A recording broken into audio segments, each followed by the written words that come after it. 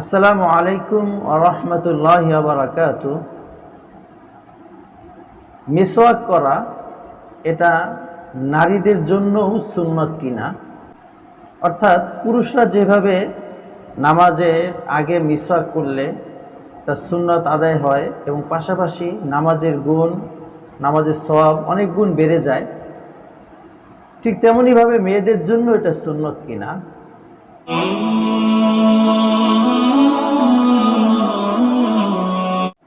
এ প্রশ্নের উত্তর হলো, মিসওয়াক করা এটা নারী পুরুষ নির্বিশেষে সবার জন্যই সুন্নত একটা ইবাদত। যেই নামাজের আগে এই সুন্নতটা পালন করবে তার নামাজের সওয়াব বহুগুণ বেড়ে যাবে। কোনো হাদিসে 27 গুণ আছে, 70 গুণ আছে। তাই নারী পুরুষ সবাইকেই মিসওয়াকের সুন্নত পালন করা চাই।